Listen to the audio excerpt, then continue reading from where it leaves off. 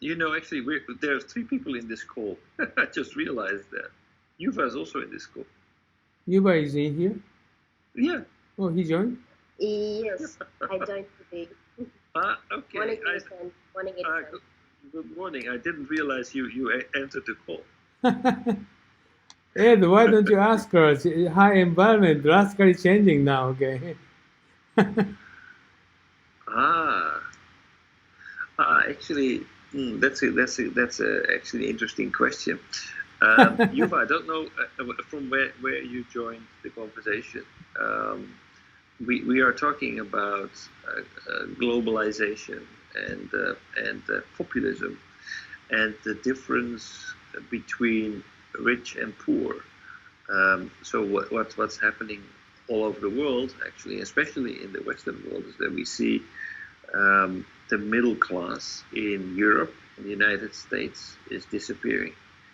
A lot of people who basically were the backbone of society, who had a stable job for a big company, making good money, had a family, and lived in relatively good housing, and gradually grew on the ladder, making a little bit more income, and accumulating savings for after their retirement, and give part of their wealth to their children. These kinds of people who have a single employer, who have a growing income, who don't have so much financial worries, they can get by and they can get a good life. They can raise their children, put them through university. These kinds of people are more and more disappearing because there is no more job security. Jobs, even though people work for companies who make a profit, they see that these companies are moving their operations overseas in order to get more profit and to give more value to their shareholders. These shareholders, they are the ones who own the wealth, and they want more profit. So you see that there's unrest in Western society, where people lose their jobs, even though they create, they add value, but that people are falling from middle class to lower class, and that's happening more and more. Plus, technology is kicking in that even speeds up the process. So what happens if these people, they feel their wages are not increasing or even decreasing? They are starting to doubt politicians. They see that the capital, the people who invest, who own the money, do not have their interest in mind, and they see that politics, regular conventional politics, do not provide the solution. So they are more and more choosing for alternative political solutions. Populist politicians like Donald Trump, like Marine Le Pen in France, like Farage in England with his Brexit party. That becomes more and more normal. So I'm wondering, what is the situation like in Malaysia? Because Malaysia is different. Globalization, actually, as I believe it, has brought a lot of benefits to a country like Malaysia, growing incomes, more opportunities for people. So what is it like in Malaysia? In Malaysia, before that, I just have a question to Edison. Okay, I heard that Edison saying that people are going to losing their job, right? Yes. Is it will this problem leads to economic crisis to Asian countries? To Asian countries, well, I think if you look at total globalization. Oh, by the way, just a moment. Malaysia is different from kind of Europe or America. They are just a developed country, but still many jobs, outsourcing jobs, coming into Malaysia, not going out from Malaysia. Okay, so situation different. In Europe, many jobs moving to Czechoslovakia or some the other out of Europe. Job is going outside, but Malaysia is not like that.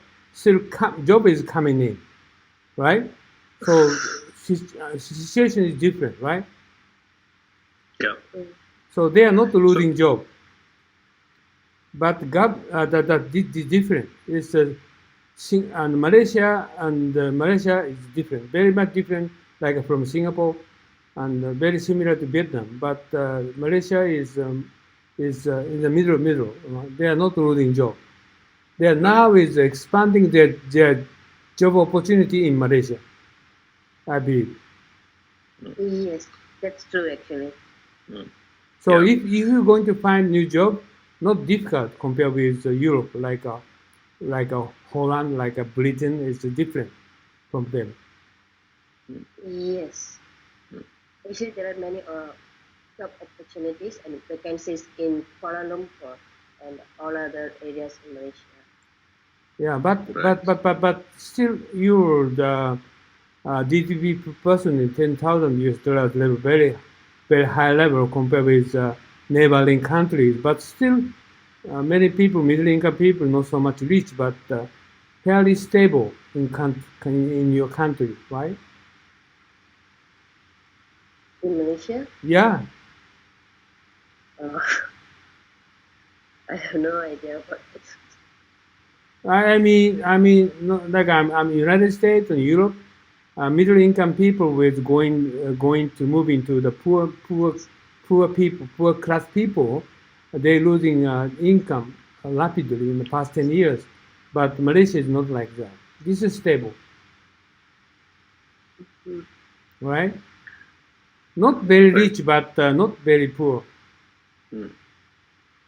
But it's quite simple. If you look at the average GDP per head in Malaysia, around 10,000, compared to Japan, around 35,000. That means that the cost of labor is much higher, and the productivity per worker is not 3.5 times higher in Japan. So that means that it is attractive to move your operations to a country like Malaysia. Because literacy is very high, there's a good infrastructure for business, the country is quite stable in terms of democracy. So these factors are all being considered by